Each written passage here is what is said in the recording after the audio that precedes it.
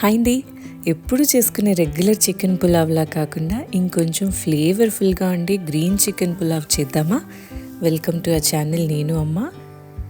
మా అమ్మతో కలిసి నేను చేస్తున్న మా వీడియోస్ మీకు నచ్చితే మా ఛానల్ నేను అమ్మకి సబ్స్క్రైబ్ చేయండి అండ్ ఒక లైక్ చేయటం మర్చిపోకండి.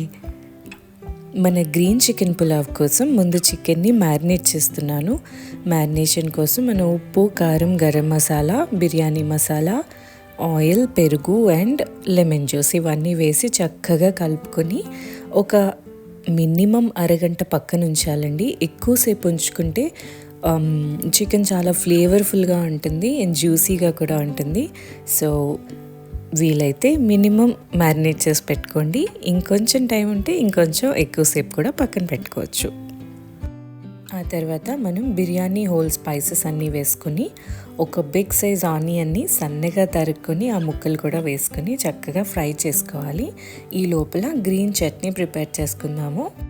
జింజర్, గార్లిక్, పుదీనా, కొత్తిమీర, కరివేపాకు ఇవన్నీ గ్రైండ్ చేసుకొని ఒక పేస్ట్ చేసుకోవాలి. ఒక చిన్న లెమన్ జ్యూస్ కూడా వేసుకొని అండ్ మనం ఆనియన్స్ ఫ్రై అయిన తర్వాత మ్యారినేట్ చేసి పెట్టుకున్న చికెన్ని కూడా వేసుకొని ఈ గ్రీన్ పేస్ట్ వేసుకొని బాగా ఒక ఫ్లేవర్ఫుల్ గ్రేవీ రెడీ అయ్యేంత వరకు మనం మగ్గించుకోవాలి. మూత పెట్టుకొని మగ్గించుకుంటే యమ్మీ గ్రేవీ రెడీ అయిపోతుంది.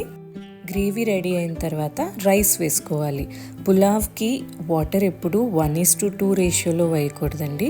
మనం 2 గ్లాసెస్ రైస్ తీసుకున్నప్పుడు 3 గ్లాస్ వాటర్ వేసుకుని 3/4 గ్లాస్ ఆర్ 3.5 వరకే మాత్రమే వాటర్ వేసుకోవాలి. ఎక్కువ వేసుకుంటే ముద్దయిపోతాయి. నేను ఈ బిర్యానీ మనం రెగ్యులర్గా ఇంట్లో యూస్ చేసుకునే రైస్తోనే చేస్తున్నానండి. మనం పర్ఫెక్ట్ కొలతల్లో వాటర్ వేసుకొని కరెక్ట్గా 2 విజిల్స్కే ఆపేసుకుంటే ఇది ముద్ద అవ్వకుండా చక్కగా పొడి పొడిగా చిట్టి ముత్యాల బిర్యానీ కన్సిస్టెన్సీలో వస్తుంది. అందుకని వాటర్ గ్రేవీ ఎక్కువగా ఉంటే తక్కువే వేసుకోండి. గ్రేవీ నార్మల్గా ఉంది అనిపించినప్పుడు 3 గ్లాసెస్ వాటర్ వేసుకుని ఇంకొక 1/2 glass water or 3/4 glass water వేసుకోవాలి. అండ్ ఈ పులావ్స్లో పుదీనా అండ్ కొత్తిమీర మస్ట్ కదా. సో రైస్ వేసిన తర్వాత కొత్తిమీర అండ్ పుదీనా కూడా వేసుకొని కలుపుకొని మూత పెట్టుకొని ఎగ్జాక్ట్గా 2 విజిల్స్కి ఆపేసుకోవాలి. ఈ రైస్ అయ్యే లోపల మనం రైతా కూడా చేసేసుకుందాం. చక్కగా నేను లాస్ట్ టైం వీడియోలో చూపించినట్టే పెరుగుని మనం విస్కర్తో ఫస్ట్ విస్క్ చేసుకుంటే అది ముక్కలు ముక్కలుగా లేకుండా మంచి క్రీమీ టెక్స్చర్ వస్తుంది.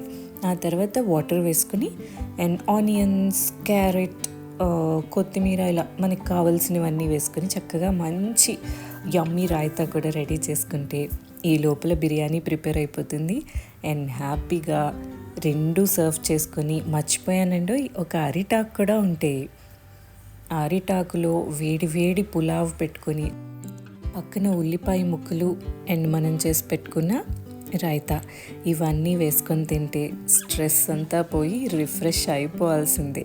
ఒకసారి ట్రై చేసి చూడండి. Thank you so much for watching.